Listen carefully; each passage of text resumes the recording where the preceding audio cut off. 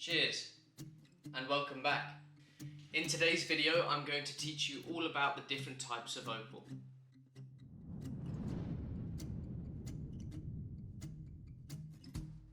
The story starts 144 million years ago, back when Australia had an inland sea. The sea stretched over 1/4 of the country and it was teeming with sea life, from large underwater creatures to small crustaceans. Basically, when these things were around. As the inland sea retreated, it left behind a landscape rich in minerals, the most important for us being silica. As water that was rich with silica seeped through the ground, it found its way into fissures, cracks and crevices, where over the next 100+ million years, it solidified into the precious opal we all know today, with the silica cells being responsible for the kaleidoscopic play of colour we all know and love. All Australian opal is sedimentary, apart from Tintinbar opal, but we'll talk about that a little bit later. Black opal is generally the most expensive opal per carat.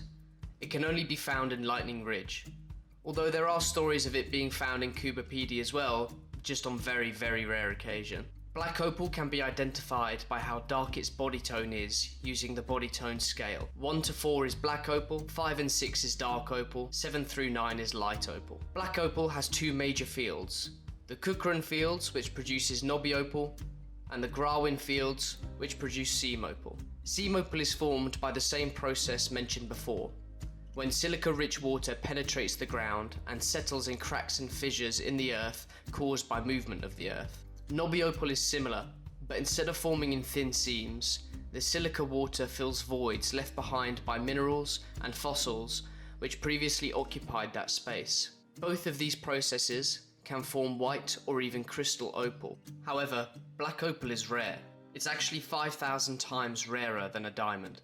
For every 130 million carats of diamond produced, only 1 million carats of opal is mined. And of those 1 million carats, only a small percentage is precious opal that shows a play of colour. White opal, most commonly found in Coober Pedy, South Australia, can be distinguished by its white, milky body tone, which contains the colour play. It can be found in Lightning Ridge too, but Coober Pedy is notorious for its white opal production. Crystal opal is characterised by the transparency. If you can hold the opal up to a light and see through it, it's safe to say that it's crystal opal. The depth and play of colour they are capable of producing lends itself towards collections or high-end jewellery pieces. Semi-crystal, very similar to crystal opal, but its transparency isn't clear like glass. It has more of a cloudy look to it. This distinction is important when trying to value opal.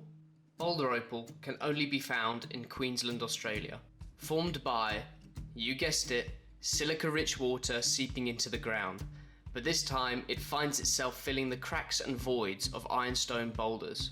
Once the precious opal has formed, it has a naturally dark ironstone backing, which allows the colours to really pop. Boulder opals tend to be carved using a Dremel rather than a cabbing machine. The irregularity of the ironstone cracks means it's hard to get an even cabochon. However, this does allow for some really phenomenal splits to be made. Queensland also produces Yawa and Koroit opal. This is some of my favourite opal. The formation process is the same, but this time the voids they fill are surrounded by a canvas of other minerals, which are formed in the earth, producing some seriously wicked picture stones, or in some cases, the famous crystal nut at the centre. Andamuka matrix opal. Formation is similar to that of white and black opal, but it's called a matrix because the silica spheres are woven into the sandstone formation.